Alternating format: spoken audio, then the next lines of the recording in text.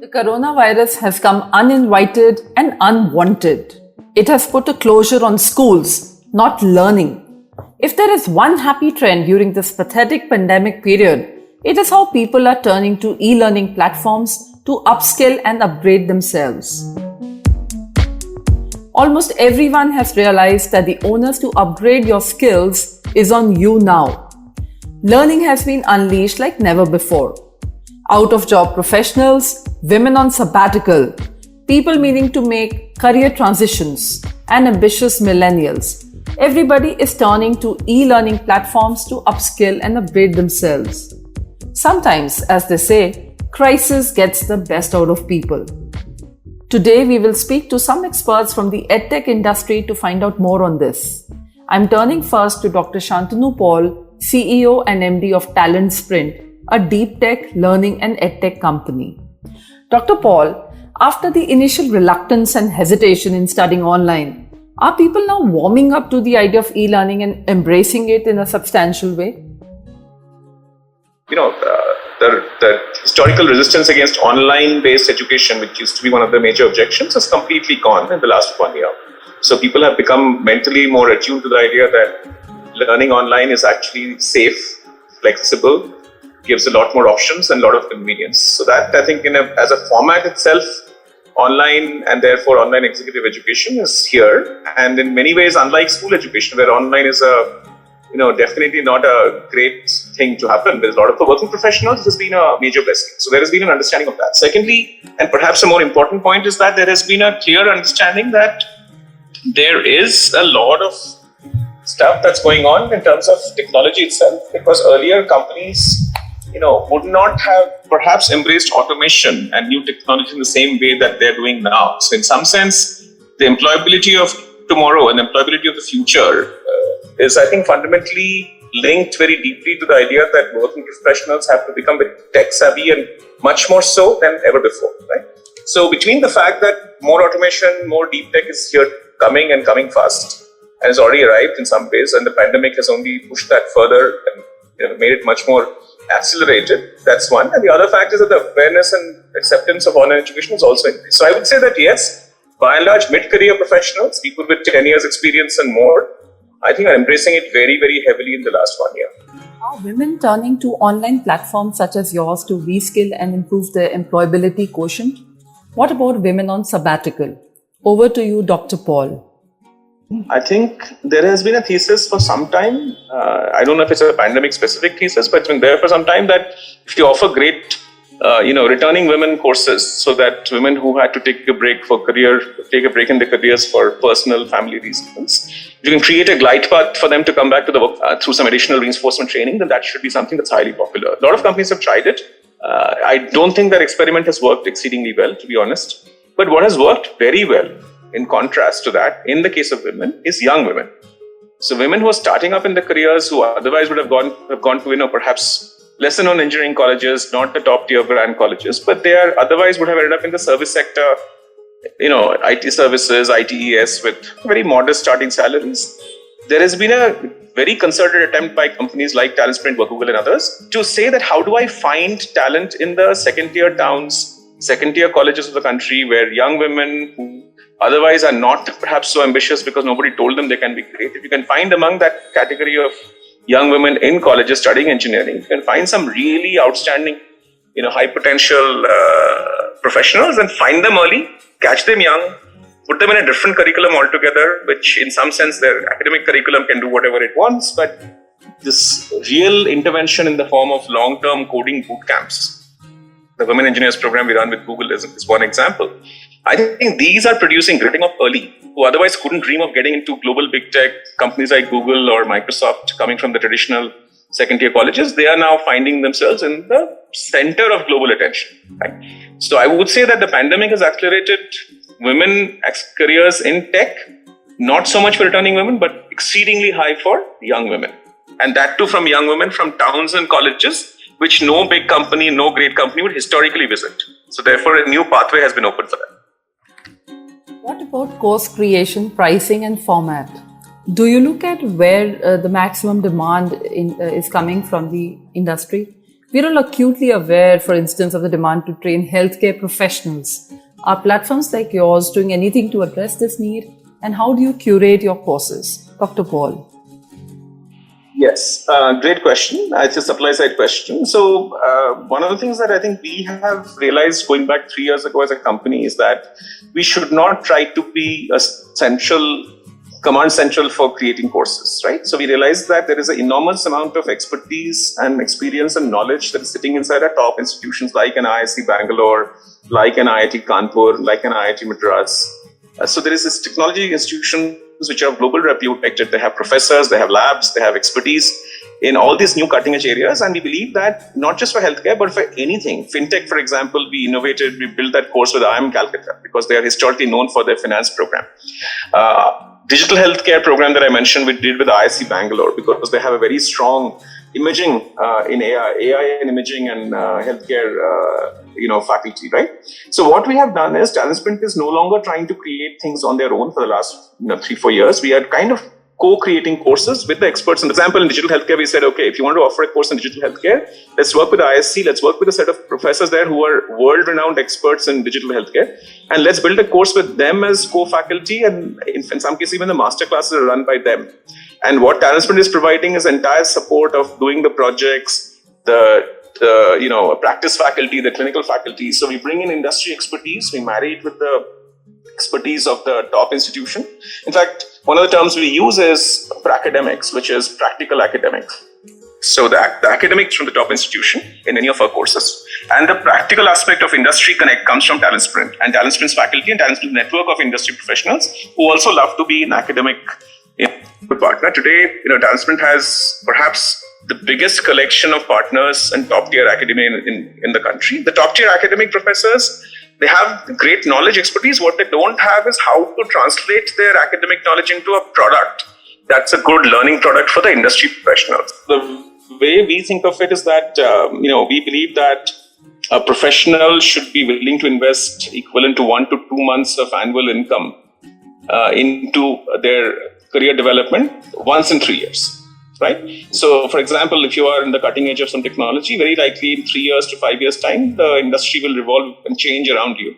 And you will have to do a major upgrade. And that major of what I think is 10 to 15% of your annual income for 1 year. So you make that, let's say, so now if you look at it, if you budget between 1 lakh to 3 lakhs, I think that's a very safe budget for a professional to make that investment in themselves once in 3 years. Right? So that's a simple answer.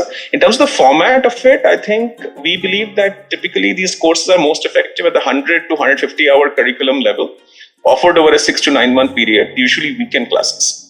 Because weekends are compatible with the working professionals' other primary professional responsibilities. They can find time perhaps even on some weekday evenings, but certainly not in the weekday during the course of the day. So if you do the math on that 100-hour to 150-hour course, intense treatment, it takes 6 to 9 months, that many weekends to deliver this program, and that should come between 1 to 3 lakhs, sometimes maybe even 4 lakhs. But I would say a 2 to 3 lakh budget is a very solid budget for a professional who wants to do a major upgrade in India. Now, contrast this in global markets. India is still about, I would say, not more than 10 to 15% of the global market premium for the same course that somebody would do in the US for perhaps $10,000. India would probably provide a very comparable course with the kind of models that tech companies in India like us are providing. We could do that $10,000 equivalent course perhaps in 2 lakhs. So yes, so there is definitely, I think, a format of 6 to 9 months, 100 to 150 hours, invested in 2 to 4 lakhs, and still get a globally competitive course, which would be of equivalent quality, but at a much. My next question is on the eternal debate of man versus machine. With AI cutting human jobs in a substantial way, a question dodging everyone's mind is, how do I make my career future-proof? Over to Dr. Paul. No matter what profession you are in today, I think the one thing that we can say for sure is that, and what makes somebody a future-proof professional, in my view, is that no matter what, which should be substantial, but on top of it, if you're really good at using technology, if you're the human-machine synergy, if you're a person, a professional who can really use technology to solve problems, that is the real differentiator. I think the days of is it a human or a machine, the so-called historic man versus machine debate is over. there is no way we're going to be man versus machine. It's going to be humans and machines, right? So technology is going to be a central force. And back to the example of radiology, we used to say that, okay, a radiologist who knows AI, who knows how to be a far more successful person than one who doesn't. So in other words, every profession, technology is coming in a manner that they have to embrace it. So I always say that without giving up your domain expertise, in fact, continuing to improve it, one should embrace the role of technology in your profession in a very substantial manner. And the future of employment is exactly that a professional who knows their domain, but over and above knows how to leverage technology to make that domain knowledge really, really valuable for their patients or for their customers or for their other people benefit. It's a better professional. I'll give you a simple example. I mean, the Supreme Court of India set up the E-Committee, which is AI in the practice of law and the practice of the business of courts.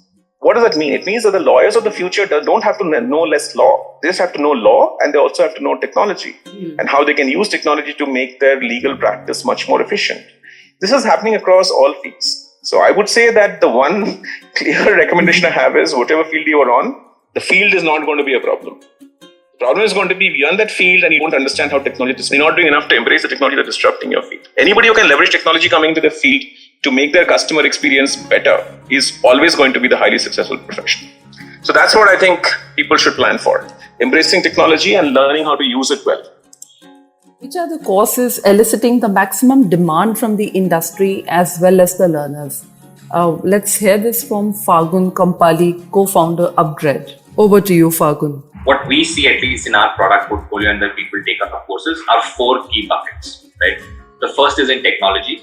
I'm breaking out data separately because it's a very big area right now. So technology, there is data, there is management, and there is law. And that's where they see 4 key buckets where people are coming in for upskilling courses, right? So starting off with technology, some of the courses where we see a lot of interest right now, where a lot of people are transitioning, is people get into the IT space without any coding or computer science. They could be in QA, they could be in multiple things. But just having a solid computer science background will give people a bump in their career in terms of just becoming developers as compared to having some of the other roles.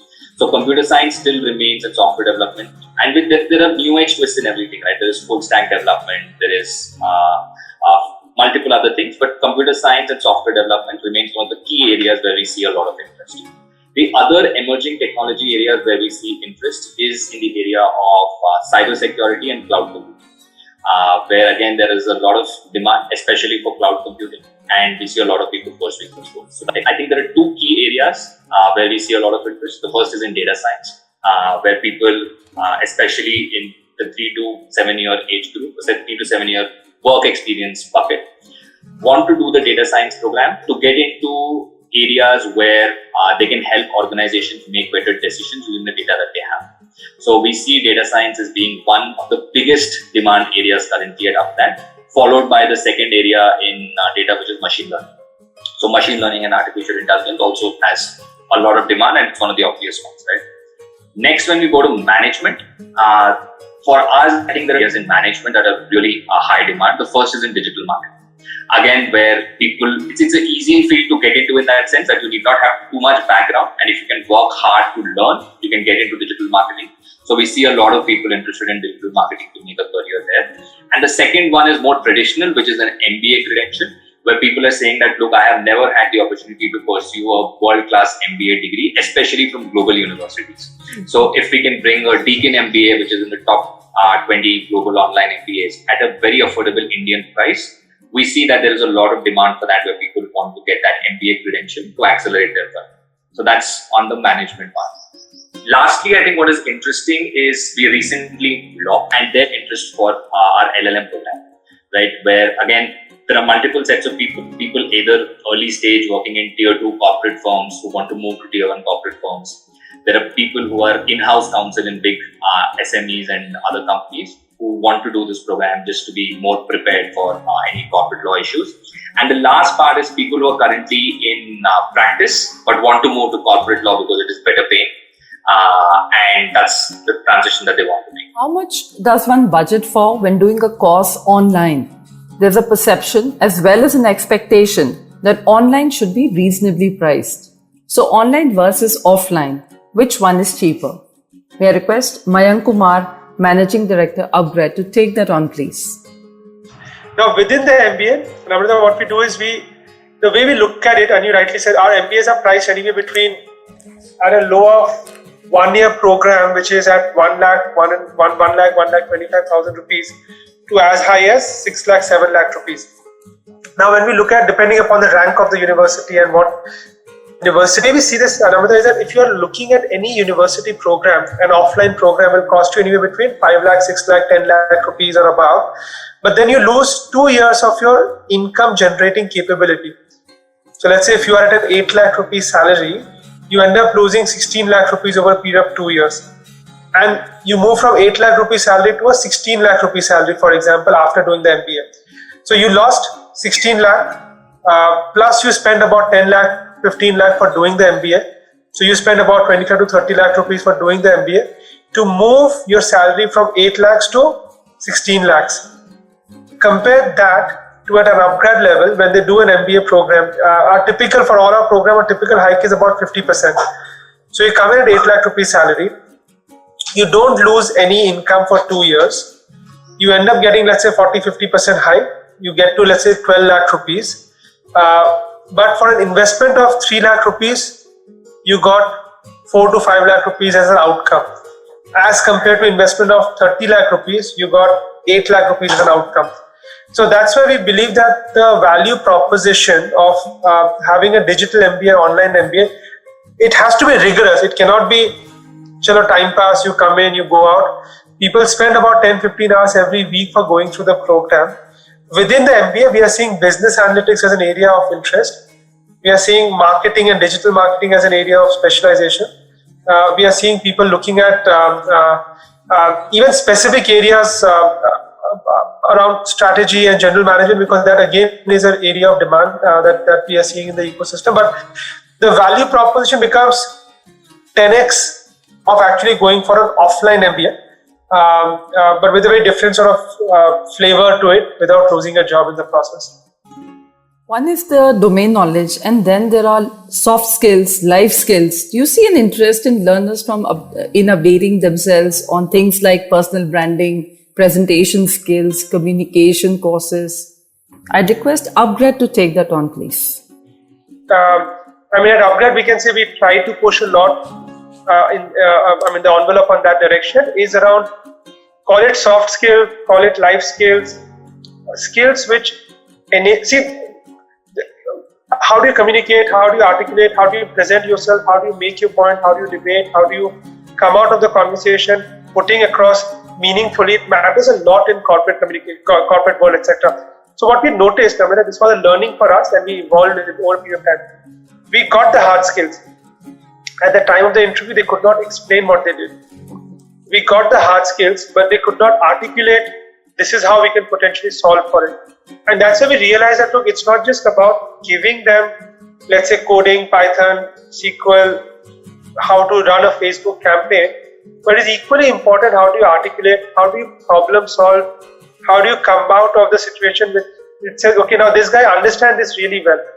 And that's where the focus for us shifted a lot on coaching and mentoring as part of our program, because we wanted our learners to have both the hard skills along with an ability to articulate, present and put across your point, because that's what makes or break joining a particular joining a particular corporate. You can give the hard skill, which I call it in my context the quota of education, that you can just go in and cram through everything that you need to know.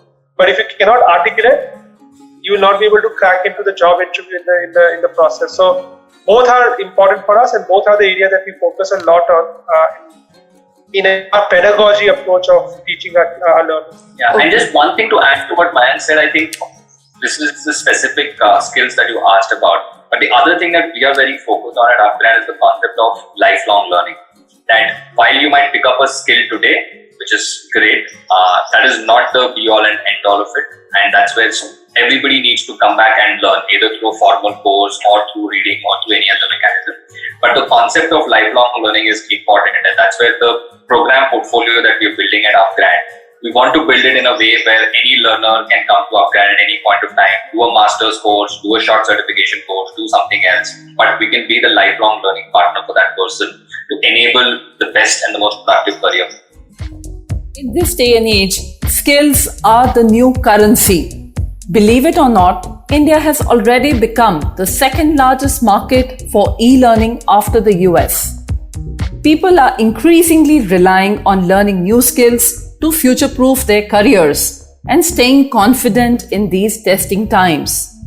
When life gives you lemons, make lemonade. Learning and growth are perhaps emerging as the perfect antidote to beat the pandemic blues in certain ways. Thank you.